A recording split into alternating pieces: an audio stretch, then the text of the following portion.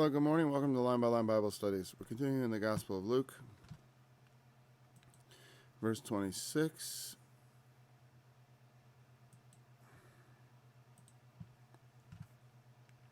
Of chapter 8.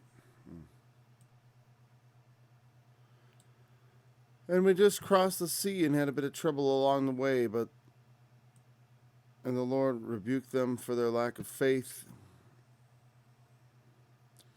or in what they'd put their faith in. I think that's an important point. We made it pretty well, but, people think because things happen over and over again that therefore it requires no faith to expect it to happen again.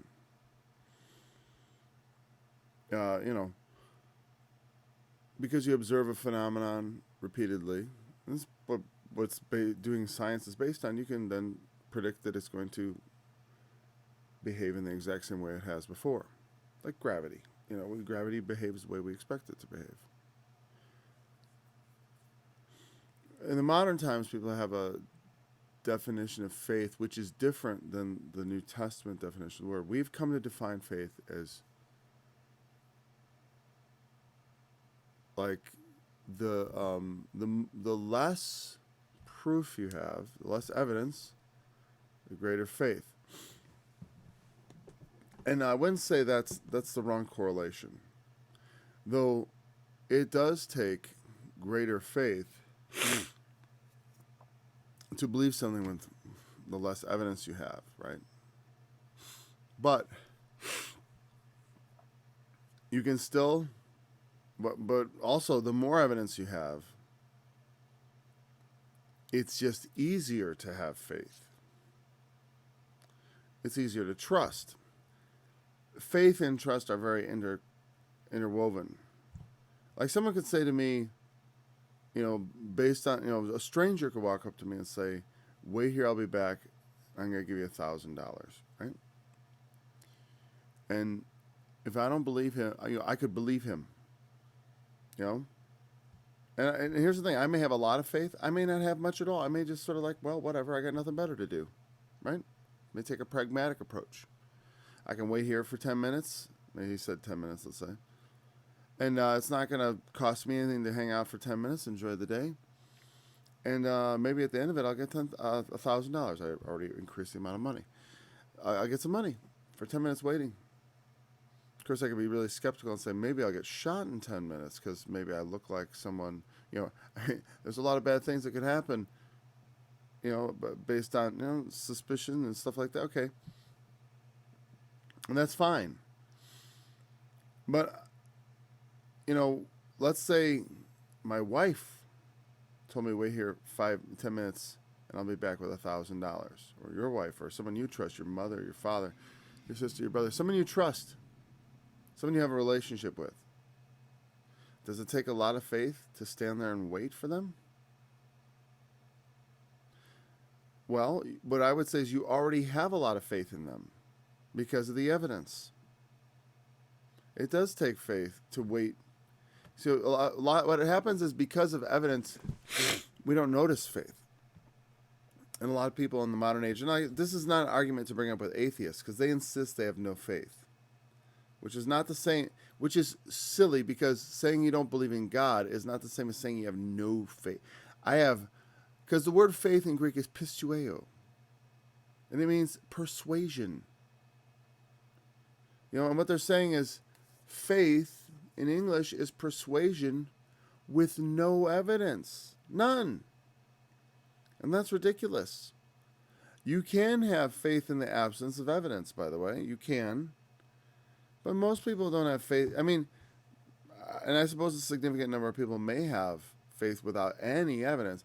You could say the Bible isn't very good evidence. That may be an argument some people will make. Well, it's not very good evidence. They'll usually say it's not evidence at all. Or they'll say it's thoroughly refuted, which neither thing is true. It's just they don't want to believe it. And in the case of on the ship in the sea, what happened is they looked around at the wind and the waves. They had more faith in the wind and the waves than they did in the Lord.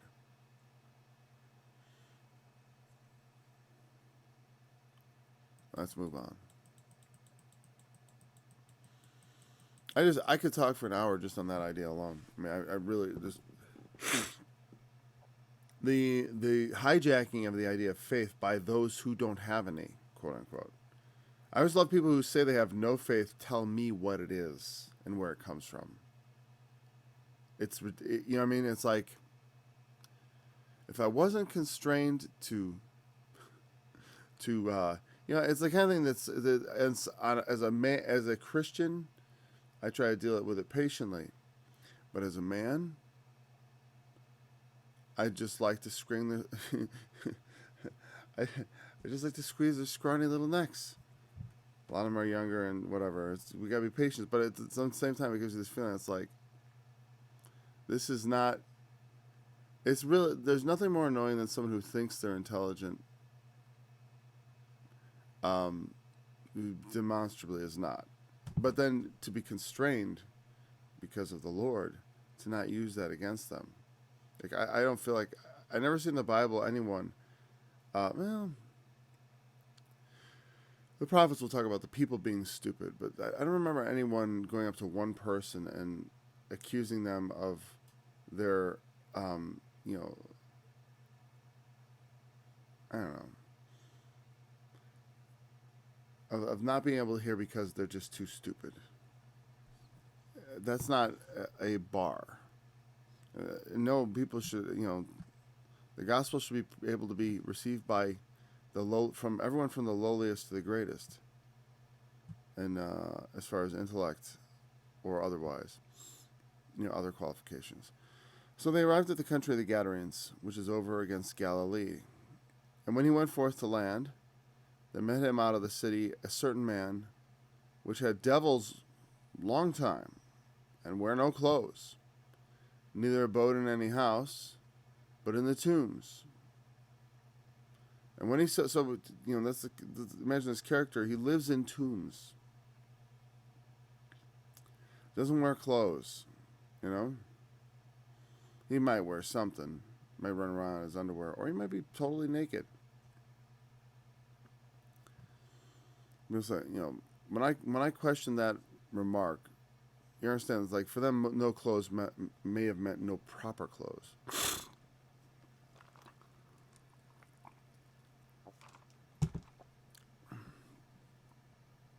Like someone running around in their underwear, you might say he has no clothes on.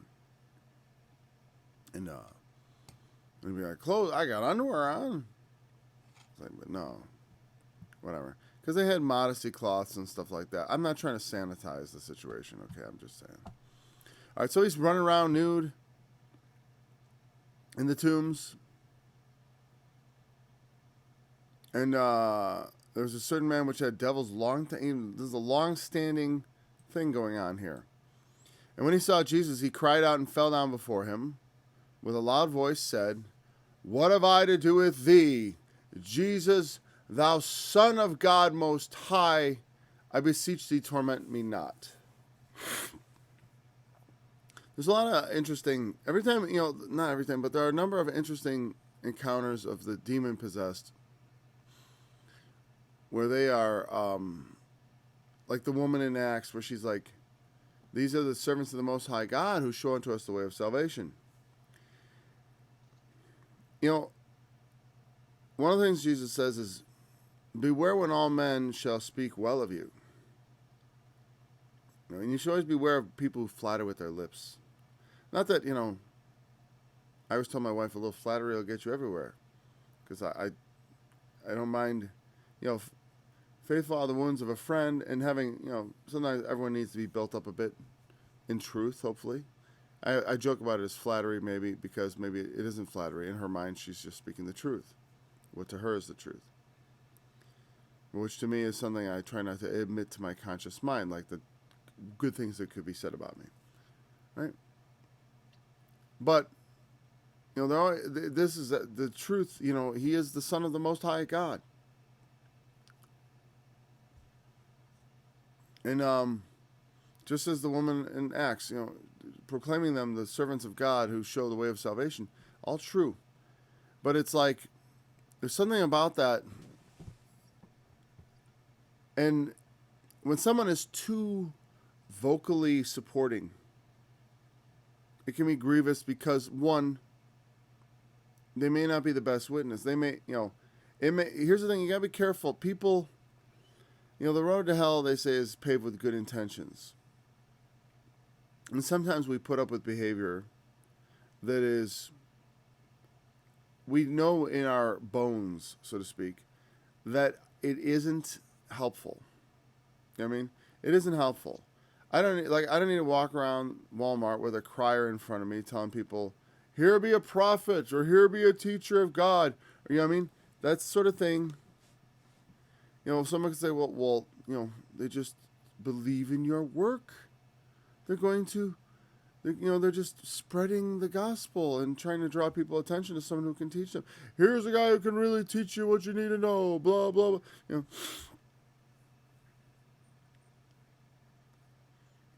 And it reminds me of like things like casting your pearls before swine, in a sense, is like unwanted information, and also delivered in a certain way.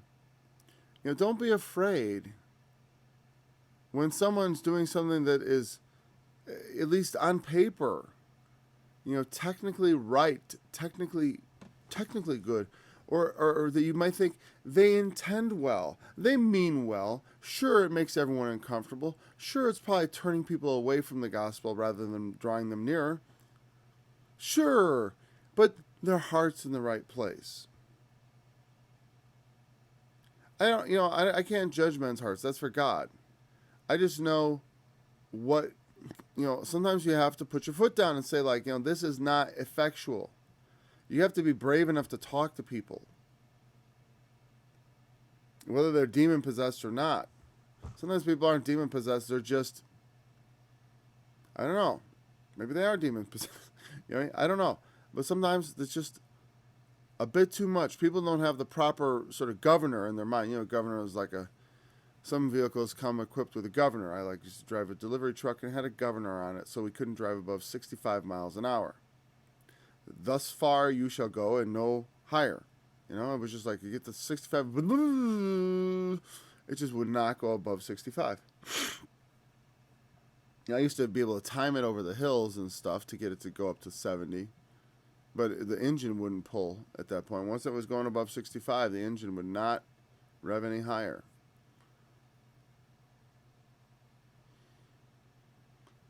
And so he says, I beseech you. He know, and we can say, okay, the demons know who he is. That's fine. I mean, that's obvious. That's the easy teaching. Look at the demons recognize him. That's not necessarily going to commend him. As the Pharisees said, he casts out devils by the prince of devils. I mean, Satan, in their mind, they could say, well, Satan, could just be like, okay, listen, little devil, when this guy comes along, he's also your friend, servant, but I want you to pretend like he isn't. It's classic con, Classic con. You have a plant in the audience who can do, you're going to hypnotize him. Though, I don't want to slam, I do understand this hypnotism actually works on a very small percentage of people. But oftentimes, to make it interesting, they put a plant in the audience, because what are the chances of you finding the guy who is going to, what if you select 5 people for your test, or 1? If you're going to pick 1 member of the audience, what are the chances they're going to be hypnotizable if such a thing is true? I saw a thing talked about that there is there's a certain percentage of people who can be hypnotized and will cluck like a chicken or whatever. You're a chicken, cluck like a chicken, and do all that stuff. I don't know. I suspect I'm not.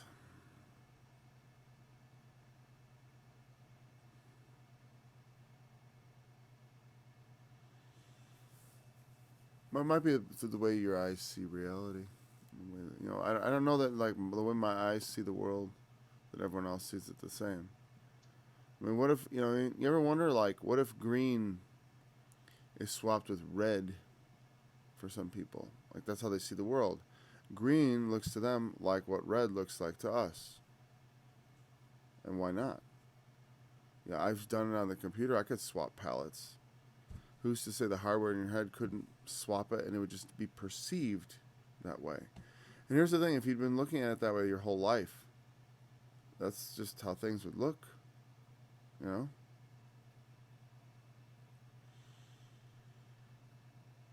When he saw Jesus, he cried out and fell down before him and with a loud voice said, "What have I to do with you?" Okay. "What have I to do with you? What business do you have with me? Why are you here? Do not torment me." For he had commanded the unclean spirit to come out of the man. We skipped that part, apparently. For oftentimes it had caught him, and he was kept bound with chains, and in fact, so it had caught him. Does that mean like that the unclean spirit is not always like in its active mode? Sometimes the guy's sort of normal. He's kind of like, the Hulk. He goes to his house, puts his clothes on, and then suddenly he tears them off and goes running out to the graveyard, hang around with the dead people. There's a lot of death. I think in my last time I studied this guy, I dwelt on that quite a bit, the idea of dwelling in tombs. Dwelling among the dead. There's a lot of symbology to that. Dead in trespasses and sins. The demonic world is always wrapped in a world of death.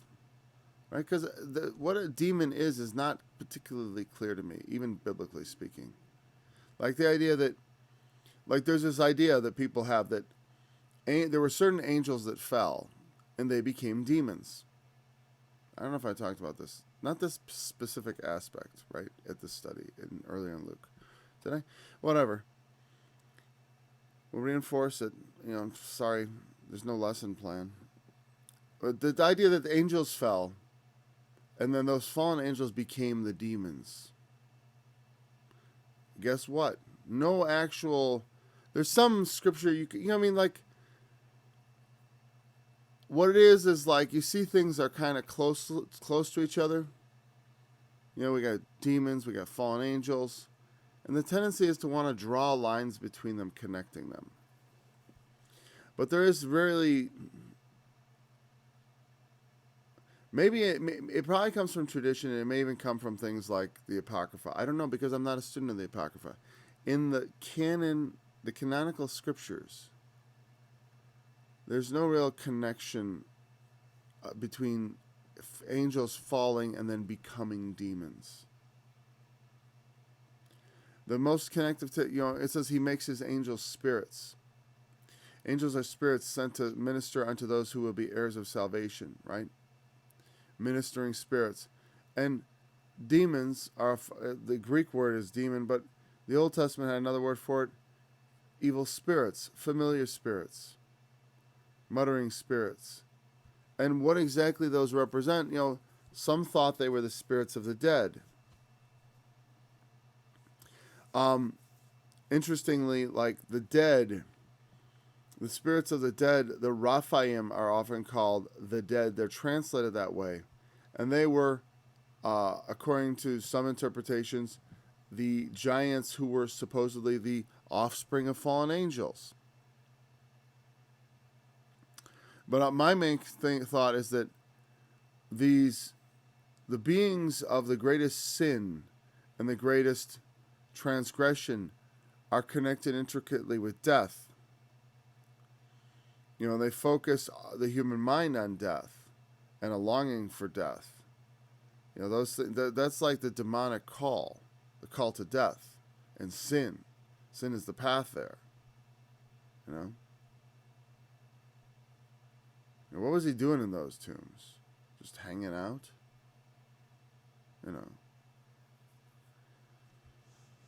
Okay, was he eating the flesh of the dead? Was he having necrophilic gratification? All naked in the tombs? God only knows. But apparently he was dangerous. They would bind him with chains and fetters, and he'd break the bands. I think he's breaking, when they make these things, they have weak points. But he broke out of his bands, broke them, and was driven of the devil. Plus, if it was cast iron instead of extruded iron, there's a lot of ways to get out of things, You could say he had superhuman strength, but I don't necessarily know that that's what it's saying. He broke them, but he broke out. If you're dedicated and maniacal enough, you can break out of. There have been, all the most unbreakable prisons have been broken out of at some point. It was driven of the devil into the wilderness.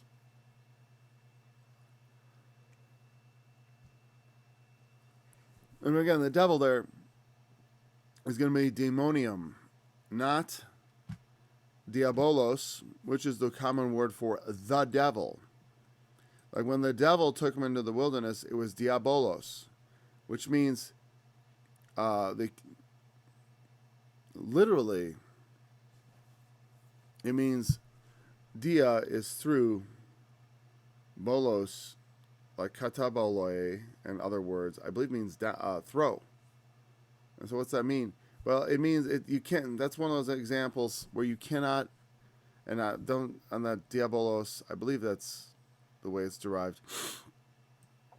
But it's one of those words where you cannot take the pieces and necessarily understand what it means, or where it's not always the wisest thing. Oh, I'm sorry, I meant to be here.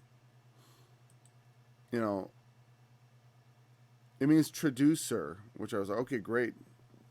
I've now defined a word with another word I don't understand. Traducer, or accuser. It means one who, the slanderous witness. It's not traducer. See, an accuser could be, it's very neutral. Someone's an accuser. A false accuser is more like what a traducer is. Someone who slanderously accuses someone. Here, possessed of the devil. Now there it says devils. Devil up here. Oh yeah. Oh, we're way ahead of ourselves. Okay. Unclean spirit. I like that. Akathos, unclean. Spirit. Pneuma, normal word for spirit. And caught him and was kept with chains and fetters, break the bands of the devil. The word devil here is daemon. I'm not sure if it's or daemon. We'll find out. Daimon, or demon. And there you go. Look, right in the definition, they'll say, helps word studies. A demon, that is a fallen angel. That is a presumption. Because that we're saying what a demon is. And maybe that's right. I don't know. Someone got a verse for me to show me. I've not been a big demonology person. I mean, early on I sort of did. Like, I got into the fallen angels, like with Arnold Murray, that kind of stuff. But then I went forward. I sort of I've never done a survey of the New Testament usage of the word demon. And again, the Englishman's Concordance, it's used once here. Oh, great. So this term, interesting. Because, say, well, Paul, it says right there in the definition, from Dio to distribute fortunes, a demon or supernatural spirit of a bad nature. That's the Strong's definition. That's from Strong's. You understand, this up here is helps word studies. It's some brand. And it is an interpretation. Be careful when you use tools and know what you're looking at. And notice up here the usage, evil spirit, a demon. Definition, a demon. connecting them to fallen angels, as far as I know, is just something people do. It's not a biblical. There's no place in the Bible where it's like, and the angels that fell became the demons. I mean, I would love to see. I mean, I've never encountered that place where we have that transitional moment. It's an assumption we make. Maybe it's correct. I'm not saying it isn't. And maybe in like in Esdras or something in the Apocrypha, there's a lot of angelology and stuff. Again, angelology and demonology is not a subject I consider particularly useful for a Christian because, one, I don't have to understand demons to be able to deal with them. You know, like, since I have no power over them innately of myself, there's no serum I can use against them, no vaccine I can inject. If something is a demon, an evil spirit, and we did talk before how, like, you know, a lot of times maybe mental illnesses were just characterized as a demon. And that's just what people called it, what they knew it to be. You know, it's some sort of demon. It's in their head. You know, it changes the way they think. Demons may very well just be mental illnesses. And you say, well, how could someone who's mentally ill understand who Jesus was? You know, that's a good go. Evil spirit. Why did he know who Jesus is? You know, that sort of goes against that grain, doesn't it?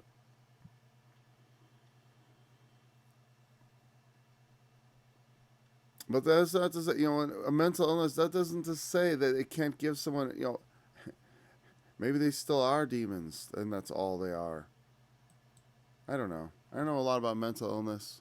It depends on the mental illness also. Like certain, you know, are there some mental illnesses that people don't understand that could be demons? Of course. That's what I would say.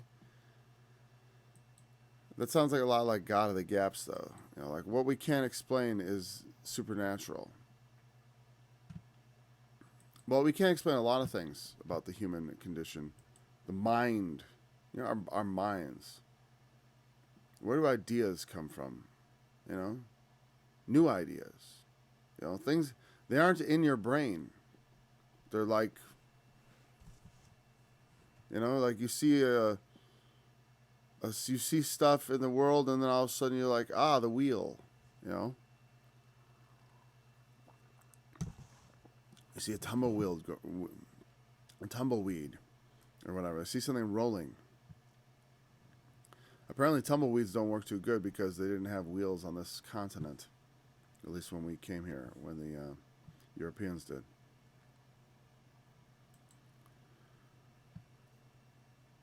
Well, I don't know. As you please. Okay, so the demon drove him into the wilderness. Not the way the devil sent Jesus into the wilderness, which was a different thing. That is diabolos. And I didn't look it up at the time. I probably should have. But I've looked up that word before, and it's not a. There's not a lot of information. You know, it's like I said, they define it as traducer, which is slanderous accusation, as far as I can tell. I'm not sure if that's the proper translation of that English word, but that's what the word diabolos in Greek signifies. It is kind of like a legal opponent, you know, like a legal, but it has a negative connotation, I guess. I don't know. It doesn't mean like, you know, prosecuting attorney, but it sort of has a bit of that vibe to it. I don't know if they call, you know, like, you always say like the devil's advocate, and the idea of you know, a prosecuting his attorney is one who is carrying out the accusation against someone before the judge. And Satan is often called the accuser of our brethren. You know, he accuses them before our God day and night. And that's where his name is derived. That's where the idea of, well, not a name. Again, the devil is also a title. As Satan is mostly just a label. It means enemy. The enemy came. The enemy with a capital E. And Jesus, you know, so I don't know. Like I said, I just say all that because I give it the information I have and my opinion on it. If you want to get into demons and all that stuff, as far as from the Bible perspective, you know, The best way to start is to look up the different words translated. Like there's more than one, you know?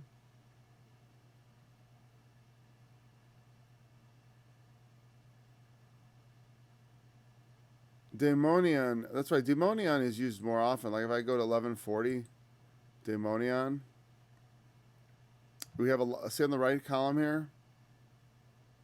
Wait a second, is it showing up properly? Sure, but it's totally cut off. Or wait, is it? Really, that's how it's, is that how it's working? Boy, that's stupid. I mean, I had it that way the whole time. Oh, Paul, I can't see your text. Anyways, well, I went to, first we were here. Sorry about that. I don't know why. I thought I was supposed to show the window. There's daemon, right? And I was pointing at this. It's only used once in the whole New Testament. One occurrence. Here. Demon. All the other ones are, oh, wrong word. I don't want to go to deck now. I want to go to daemonion, right? Which is a little demon, which is, look on the right here. This one's used a lot. You know? Now, the Gospels, it's used so many times. 63 occurrences. There's 63 occurrences. I can click on them. And there we go. Now I'll show all the uses here of this word daemonion, right? And this is a good place to start. If you want to understand what a demon is, you know, there are spirits of demons performing miracles, worship demons and idols. The demons also believe the devils, doctrines of devils, you know, should have fellowship with devils, demons. They sacrifice to demons, strange gods. There was demons there. But again, all this of John. Now we're back to John. So, you know, if you look, like I said, if can a devil open the eyes of the blind? You have the devil. Now, Satan is called the prince of devils. And that's another one you'd want to look at is the plural of this, because it may have its separate thing. But again, like I said, you will not find connective tissue that says these are fallen angels. That's just an assumption people make. That the evil spirits in the world are the fallen angels. Yeah, and I don't know about that. And I only go with that because I know it's the kind of question that interests people. You know, when you're studying the Bible, especially for the first time, you want to know, what is the demon? What's the nature of the beast? What are they? I think of them in terms of evil spirits. They are evil spirits. Oh, my brain is going to hurt from looking at that. Okay. Evil spirits. All right. And Jesus asked him, saying, what is thy name? And he said, Legion, because many devils were entered into him. Legion is the Roman division, a large division. Is it like 1,000 men or 700 men or something like that? It's a large group of men. It's like they have a squad or something, and then they have a cohort. I forgot what the squad is called, you know. But there's a name for it. You know, there's commanders over tens, over hundreds, over thousands. Whatever. I forgot exactly. Is it 7,000? How many men are in a legion? Is it 7,000? 5,000? I'm going to look it up. And I'm not going to take you along for this little trip. It's going to be something like number of soldiers in a legion. And a Roman legion will make it to be specific. It's made of 10 cohorts. That would be 5,000 men. About. So a cohort is like 500. So whatever, you know, we are many. And again, you'll have teachers who will literally say, so he had 5,000 demons. Like it was some sort of precise count. 5,000. You know, there's only supposed to be 7,000 fallen angels to begin with. He's got the majority of all the fallen angels right in him. So again, this is a figure of speech called hyperbole. Learn about it. It is, it means that you exaggerate a bit, but the meaning is usually well understood. Okay, there's a lot of us. Our name is Legion, for we are many. We're a legion. There's like 8 of us. If that's a lot of demons in one spot, it is.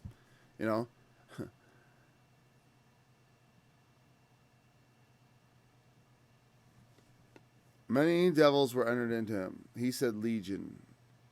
What's your name? We are a legion. Don't take it literally, though. That's silly. And they besought him. Why would they waste 5,000 devils on one guy? Really? And the next thing of it, and they besought him that he would not command them to go out into the deep. The deep. I'm almost willing to bet that's abyssos in Greek. And, well, let's find out. Abyssos. Oh, man. Okay.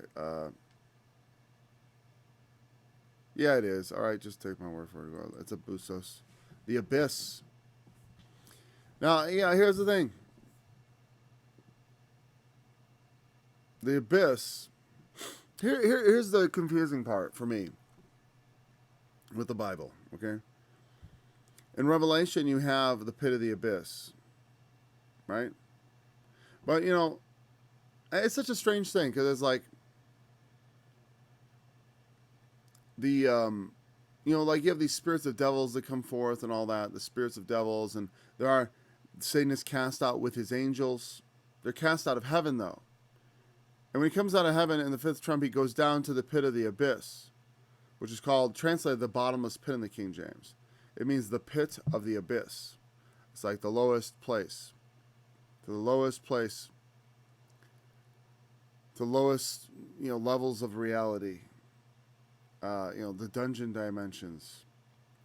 Down there, right? And he has the key of the bottomless pit, and he opens the key of the bottomless pit, and there comes out of the bottomless pit locusts.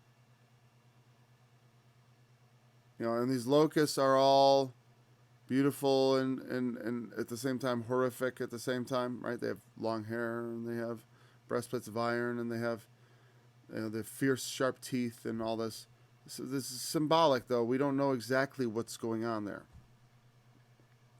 Well, that would be my best connection of fallen angels to demons. But the thing is, there's a bit of a, like Satan is cast out with his angels, and then he goes to this bottomless pit, opens it, and then comes out these creatures. I always kind of thought the 5th trump, the locust represented fallen angels. Or maybe they represent embodied demons. And then at that point, you're like, well, what's the difference? I don't know. Is there a difference? A fallen angel or here's the thing. Well, okay, here's the connective tissue. For one, there it says the angels that sinned, all right? Here's the problem. Is the connective tissue is very thin. There's very thin connective tissue, but it's like kind of there, I guess. As I'm thinking about it, as I'm going through it, I'm like, there is not any definitive connection, but that is the best place, the bottomless pit. But at the same time, it's confusing because we have the angels being cast out of heaven and then potentially coming up out of the bottomless pit. It's hard to identify them the same. But here's the thing. If an angel of God is an if you're visited by an angel, this is an embodiment of a angelic spirit. Angelic merely meaning a messenger. If an angel is a messenger, a spirit, in bodily shape, because spirits can take on bodily forms from heaven, the God, with God, and like the Holy Spirit took on the bodily shape of a dove, right? And so angels can take on the shapes of men. And so a demon, whatever its origin, if it is an evil spirit, that's the connection. Here's what I would say is like, I don't know if the origin of demons is they were once good angels, because I have trouble believing that they were good and they went bad. Like, I have trouble with that because like, in my understanding of how it must be with creation, God would have had to create them with the capacity to go bad, and knowing that that is indeed the way they would go. So in some way, they start out demons, and but maybe they're not treated as such. Just like men, Adam's fall was inevitable, but he was treated well. You know what I mean? A lot of people are treated well before they fall. Satan himself, prime example thereof. I guess here's where there's no connective tissue. No one ever states the definitive connection, right? But the reason I think people say it is because, well, where else could they possibly come from, right? If they are personal. That's what I remember. That's where I always got and I'm sorry, this is a lot of conjecture because we're talking about demons. If the demon is has a personality, there's a certain level of organization spiritually that obviously that has to have. If it's just something that just sort of drives someone insane, acting like a mental illness or something like that, it may not be a personal demon. I don't know. I don't know that everything, here's what I would say is that I don't know that everything that humans call demons or demonic is actually demons or demonic.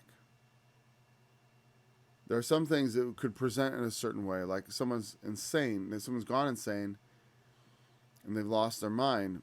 And so we associate that with demons because it seems like there's some other mind in there. It may have nothing to do with actual demons.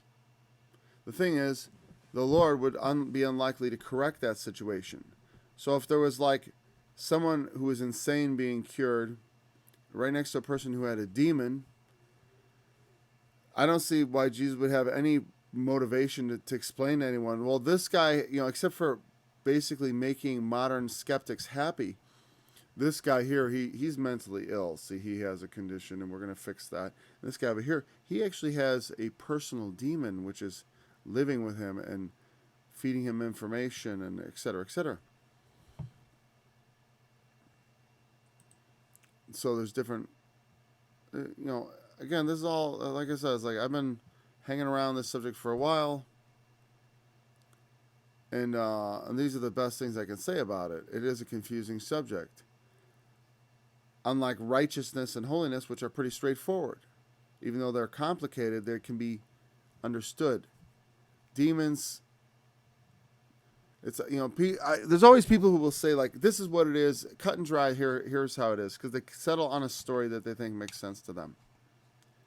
And that's fine. If you have a story that you think makes sense to you and you want to just settle it in your mind like that, fine. But it's not the kind of thing I go around teaching. I'm not totally... I've seen enough of the scriptures on this subject to be like, I don't understand it, how it works. There was a herd of many swine feeding on the mountain. And maybe it's just a blind spot or something. I don't know. Everybody's got blind spots, and I do too. And they besought him that he would suffer them to enter into them, and he suffered them. So there's a herd of swine. So we have demons. There's probably not 5,000 swine there, because the herd, I assume they got to split up or something. One demon per pig. I mean, I guess I'm just sort of assuming that. Then went the devils out of the man, and entered into the swine.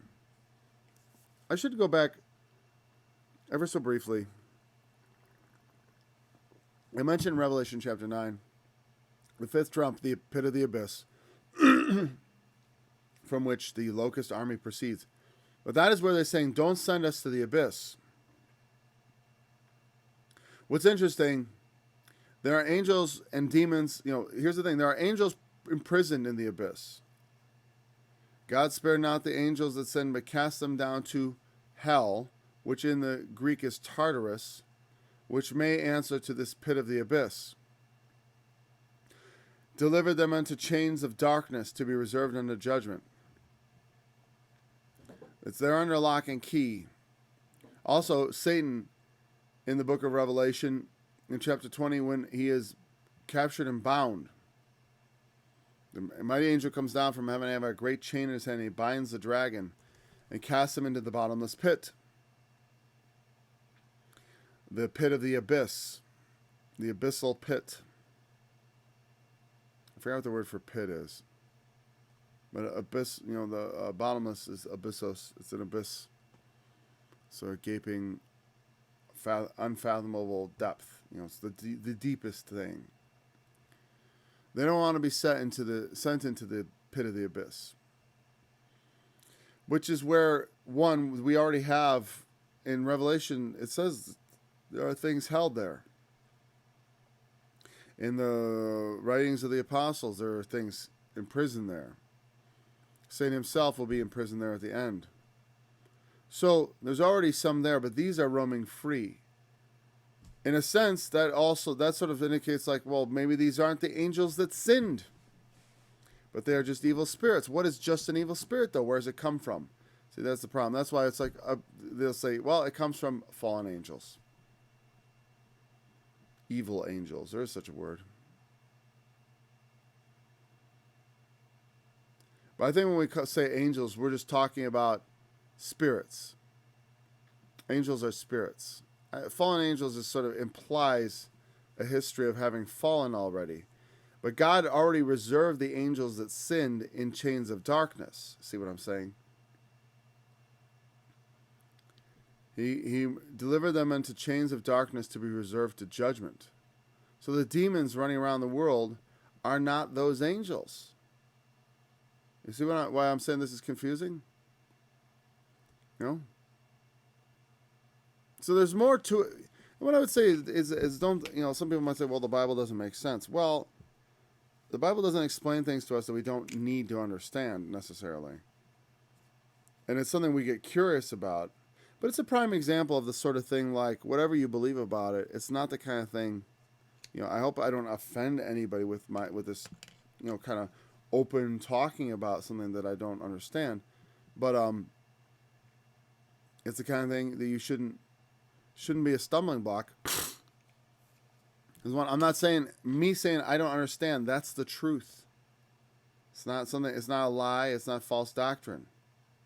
You say, no, I know they're the fallen angels. Oh, okay, I'm sorry, but it's like, I'm not convinced. I see the arguments. I've just demonstrated. I do see where they get the connecting threads. But then there are other scriptures that really sort of bar the way. As far as logic, the logic sort of falls apart because they're bound in chains of darkness. I guess they're really good at breaking chains. Is that God bound the angels that sinned in chains of darkness, right? But no chain can hold them, no prison can bind them, and they just slip out the back door. I mean, I don't know. That's not what I would think, but okay. And then they come down to earth and they get into man, and then once again, people are throwing chains on them. They don't work, but it works on Satan for 1,000 years. God put a chain on him, and it sticks. You know what I mean? So anyways, main point is showing that it's like, don't be so, we shouldn't be so like, oh, we know it all. We know what we're talking about. When there are a lot of subjects, we don't know what we're talking about. We don't know where we are. We don't know what we're saying. And so, this is not the hill on which I want to die as far as like having an argument with somebody. So they enter into the swine, and the herd runs violently down the steep place into the lake, and they are choked, drowned, bunch of dead pigs. And the water tasted like bacon for a week. No, I'm just kidding. And when they fed them, saw that were done, they fled and went and told it to the city and in the country. The swineherds, they see it. The swine went and choked themselves. And I've heard that characterized by some saying the swine knew better. As soon as the demons got in them, they committed suicide. I don't know. Maybe demons already drive people to suicide. I don't know does that make the demon happy or unhappy? And also, what happens to the demon after the swine kills itself? Is it stuck in the swine for a while? Like, great, I gotta wait till the swine decomposes before I get out of this. And what's the rules? Do they end up in the abyss anyways? Where they go fly? Why don't they just go back to the guy that Jesus just cast them out of? Well, obviously, there's a power there or whatever. You can't return. No.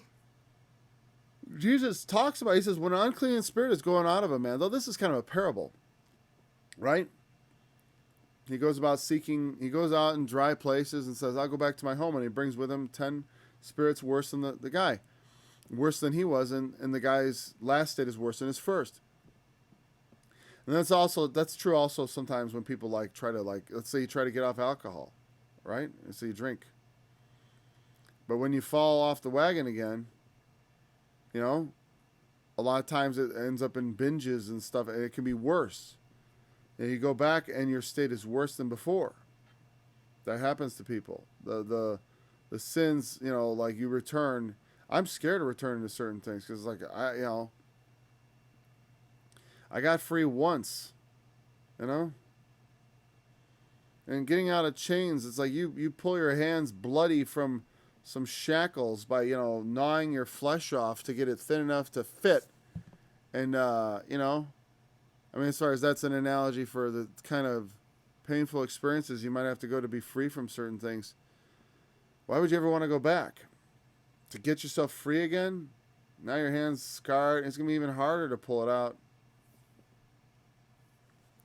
I don't know what happens to the evil spirits after the swine dies. I don't know why most teachers never ask. Is that supposed to be don't ask that question? Why? I don't know. Aren't you curious? I'm curious. I don't know. I'm curious, but there's no gratifying the curiosity. But I'm going to ask those questions. Where do the demons go next? Are they stuck in the swine? I was wondering about that. I can't provide the answer, but I can at least acknowledge the question exists. Okay, where do they go now?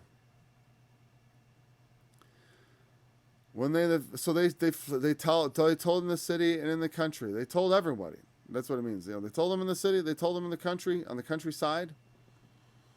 Then they went out to see what was done. Imagine everyone who hears about this, the number of people, the important folk, mostly, looking at all the dead pigs floating around in the lake. Not good, right?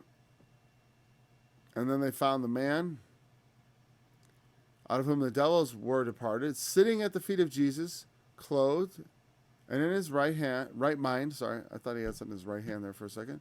And in his right mind. And they were afraid. It was scary. It's weird. It was weird enough with this guy. Sometimes people, here's the thing. On some level, it looks like some sort of bizarre, he was cured.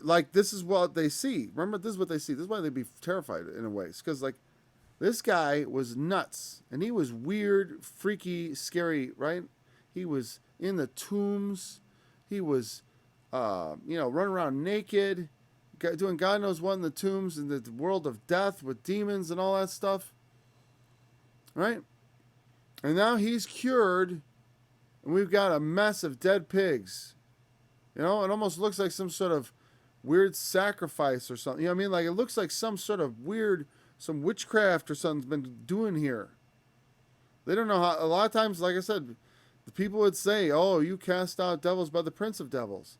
It sees in a sense, there's an impulse in man to think that, you cast out evil with evil. But Jesus was very adamant, no, that doesn't work. Though people do, and because men are wicked, and in their wickedness they know that wicked men sometimes collude with other wicked men. To do things, to make a show. So let's say you pretend to be sick, and I'll come in and heal you, and I'll get a reputation. Now, of course, this guy had been doing this for a long time. He was well known. the well-known insane person who lives in the graveyard. You know, very well known in the region. And they see this very, a lot of dead pigs. A whole mess of them. I mean, it could have been hundreds of pigs. It's not going to be thousands. It could be hundreds, though. God only knows. Maybe a big demon takes 5 pigs to hold him. I don't know.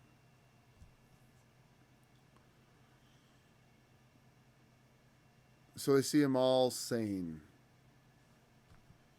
They also which saw it told them by what means he that was possessed of the devils was healed. So they saw.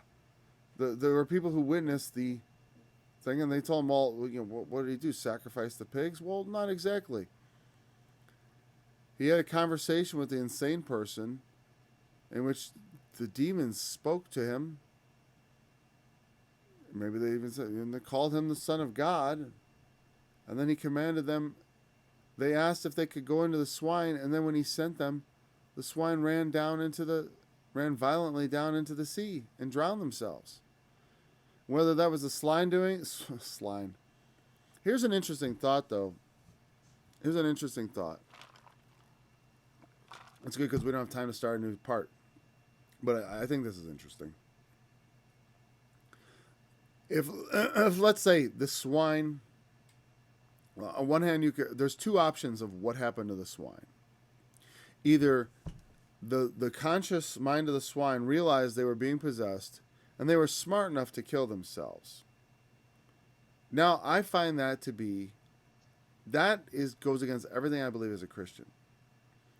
What I would rather think is the mind of the swine was too weak to resist the demon, and the demon drove them instantly to death.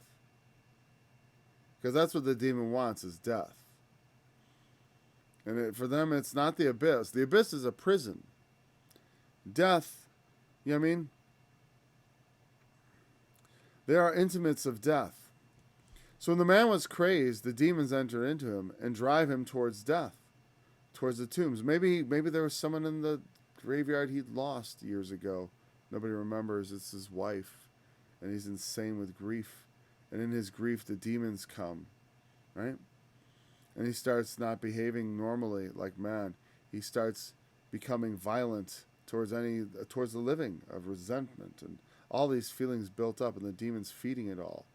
Kill yourself, join her. But he's too strong, maybe, in his spirit. His human spirit is saying, no, I should go on living. But at the same time, he's miserable. He is close to death. The demons are driving him towards the dead, towards the place of the dead, towards the tombs, towards the sorrow, towards the loss that all that represents. And because he's a man, he has the intellect and the, to resist. There's something in him resisting this drive towards death and to destroy himself. The demons want, I remember Arnold Murray used to always do that. He used to always say, the pigs are too smart to let the devils live in them for very long. Nope. They run down the hill and kill themselves right away. What is that? I don't know why I ever even entertained that as like a good idea. I don't even know why. That doesn't make any sense. This goes against everything I believe.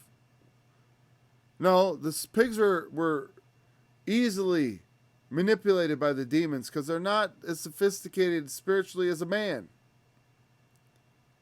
And this is very true, and it does mean the swines immediately recognized the demon for what it was, and in terror, you could say they ran themselves down, and they panicked with the presence of the demons or whatever. You could say because animals we know have very, at least from the Bible even, Balaam's ass, saw the angel standing waiting to destroy Balaam, and he kept veering out of the way, and Balaam started cursing and striking the animal so much that God gave the animal the ability to speak to him.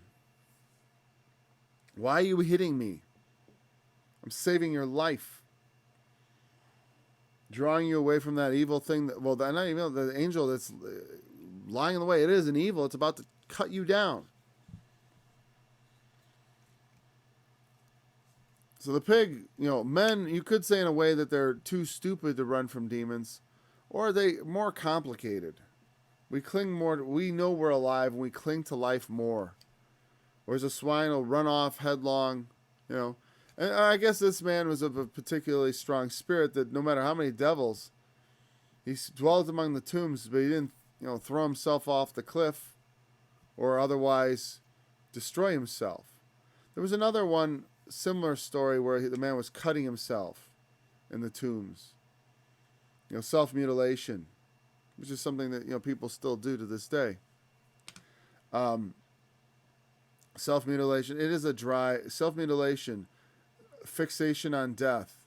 The symbology of death, all that, all that death interest, which is granted, it can have a less demonic origin. There is a sort of like, but like when it's making you lose your mind and destroying your life, he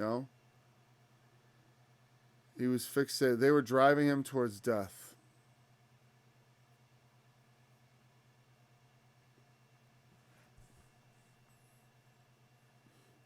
Then the whole multitude of the country of Gadarenes round about besought him to depart from them, for they were taken with great fear, and went up into the ship. And he went up into the ship and returned back again. He went back.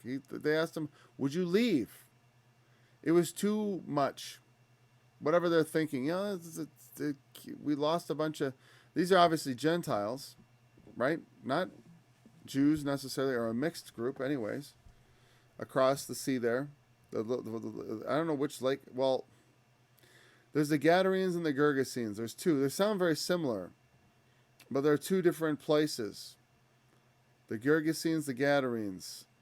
I don't know if they're close there.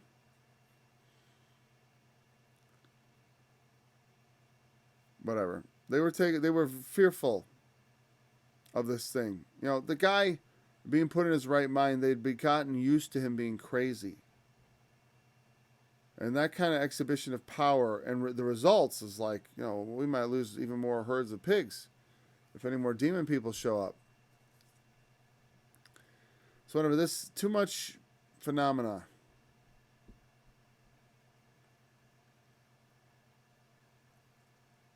It made them fearful. When you see power, it is scary. I said, like when you look at a down power line, if you've ever seen one, or stand at the top of a precipice. And look at all the potential energy. What could happen to you if you fell? Or anytime you get a big structure, like the feeling of awe that comes over you, standing in a high, dangerous place, the fear. And the power that changed this man and that caused all those pigs to run themselves down into the sea, that kind of power is scary. Especially when you don't understand what it's all about. And I don't know that Jesus was really preaching anything there. He just came there and helped that guy. Let's wrap this up. We'll take a few minutes over.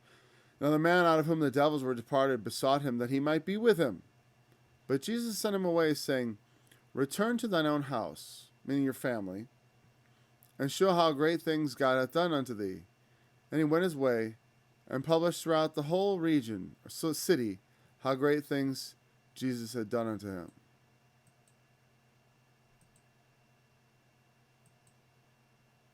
Yeah, then we go to Jairus. Okay, so we'll pick it up with verse 40 tomorrow. So, his response is to Jesus. He said, I want you, here's the thing. It's interesting because sometimes Jesus is like, to some people, like the rich young ruler, he says, I've done all these things. I've kept all the commandments from my youth up. He said, okay, you lack one thing. Sell everything you have and come and follow me. This guy, he says, he has nothing. You know what I mean? He was naked and living in tombs and stuff. He said, go home. Go home. Don't sell your home. Go home.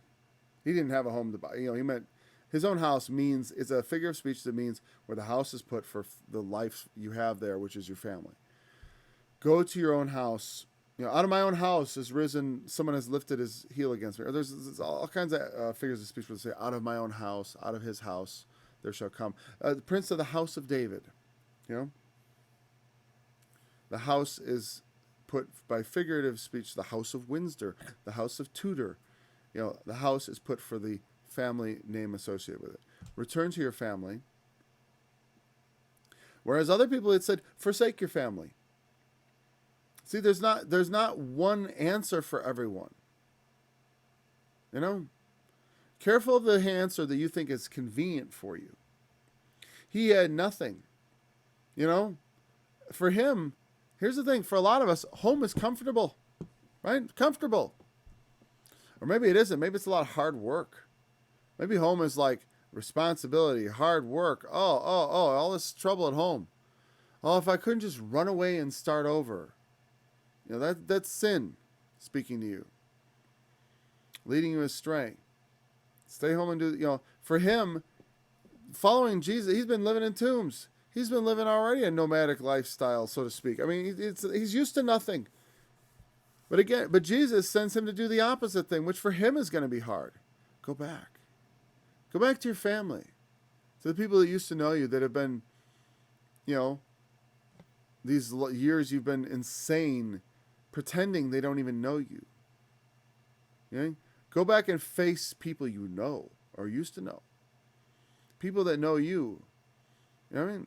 That's a hard thing for him. A harder thing for him to do is go back to your old life. To your sane life. Not your sinful life, but go back to sanity. The sane world you used to inhabit. Go back to your own city. To your own family. To your own people. And show them all the things that God hath done for you. Now, Jesus says the things that God has done for you. And he published the things that Jesus had done unto him. You know, I realize this text is not showing that part. You know? Show how great things God has done for you. Notice how people say, well, Jesus never claimed blah, blah, blah. But, well, the gospel writers are certainly always hinting at Jesus being God. You know, when you get to start saying what Jesus thought, you know, everything that was written down of Jesus was what was told us by the apostles.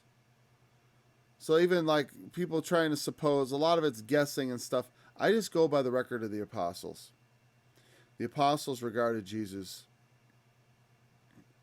as the way they describe him.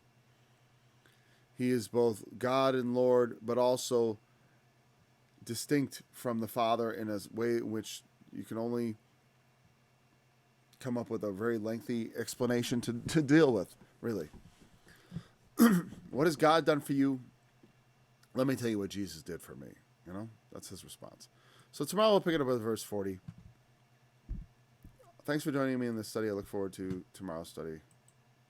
Tomorrow.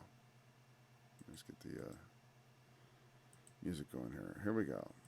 And the angels sounded, and as